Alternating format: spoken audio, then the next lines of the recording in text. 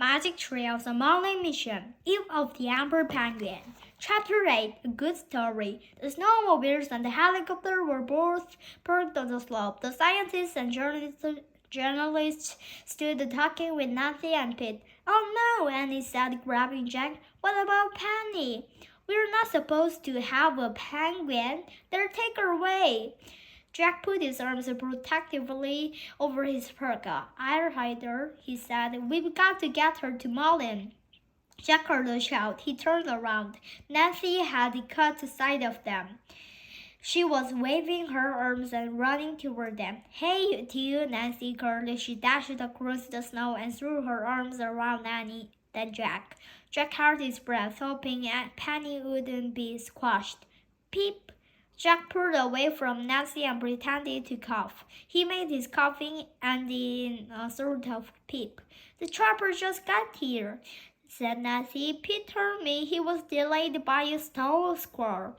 I freaked out. Where have you been? Are you okay? Don't worry, we're fine, said Annie. Perfect, said Jack. We don't feel a bit sick or anything. We're just getting some fresh air. We're ready to go now. Jack started walking toward the chopper. Annie grabbed Nancy's arm and walked with her. Did you have fun on the mountain? Annie asked, trying to keep Nancy's attention off Jack. What happened? What did you see?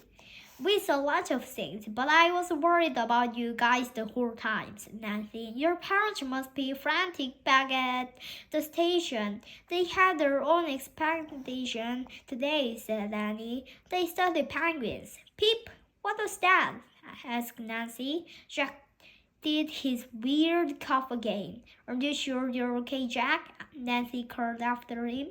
I'm perfect, he said. As the three of them approached the others, they were greeted with cheers. Nancy must have told everyone that we're just little kids, Jack said. So glad you're safe, young man, said Ali, the biologist.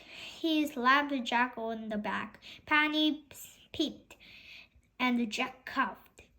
Sorry you couldn't make it up to the top, said Kim, the photographer. That's okay, said Annie. We still got a good story. Did you know? said Lucy, the space scientist. Yes, a really good story, said Annie. Excellent, but you mustn't tell a soul, said Tony, the journalist. Or one of us will hear it. Tony laughed, and the others laughed with him. Okay, we'll keep it a secret, Annie smiled. Pete opened the door of the chopper. Brave little kids first, said Nancy. Oh, brothers, said Jack. Nancy assured Jack and Annie toward the helicopter. They scrambled up the steps, climbed aboard, and sat down. As the others climbed in and got settled, Jack loosened his seat belt so he could buckle up without crashing Penny. Peep! Jack coughed, but to his little relief, Pete started the engine. The rudder blades began to spin. Headphones, yelled Nancy. Everyone put on their headphones. Nancy gave Jack and Annie a big smile and a thumbs up sign as the helicopter lifted off the mountain slope. I love late spring evenings in Antarctica, Nancy said to the group. Jack looked out the window. The evening sky was lavender with streaks of pink. This light always reminds me that we're in a different world from the world back home, said Nancy. Jack and Annie smiled at each other. If only the others knew how many different worlds there really were. The chopper swept off through the soft light of the cold sky, up the slope of the burning mountain, past the orange-red lake of boiling lava, over white fields of ice and snow, until finally it landed at the heliport where the red bus was waiting. The chopper blades stopped spinning. Pete gave the signal. Then Jack and Annie followed Nancy and the others out of the helicopter. Jack held Penny in place under his parka as he boarded the red bus. He sat with Annie near the back. Nancy took the driver's seat and started the engine. As the bus roared along, Jack peeked inside his parka. Penny looked up at him. She blinked a few times as if she was a little worried. Jack patted her gently until she closed her eyes and fell asleep. Jack kept patting the front of his parka to comfort Penny. He looked out the window and patted the baby penguin the whole ride. As Penny snuggled close to Jack, none of his worries of the day mattered anymore. His fear of falling into lava lake, his dread of altitude sickness, his embarrassment at being caught by Nancy, all the cares and confusions of the day were wiped away by his feelings for the orphan penguin. When the red bus stopped at the station, Jack and Annie followed everyone down the Esser and climbed off. As the others stood talking in a group, Jack and Annie started walking away. "We're leaving now. Bye, Nancy," said Annie. "Bye, everyone. Thanks for everything," called Jack. "Oh, no, you don't," said Nancy. She grabbed them both by the sleeves of their parkas. "I'm not letting you two out of my sight again. Not until I hand deliver you to your parents." But our parents are still on their penguin expedition," said Annie. "Then I'll take you to where you're staying," said Nancy. "Come on." Clutching their parkas, she started walking them toward the buildings. "You must be staying at the Wildlife Quarters, right?" Yes," said Jack. Nancy led Jack and Annie to a building at the edge of the compound. "Well, here you're home safe and sound."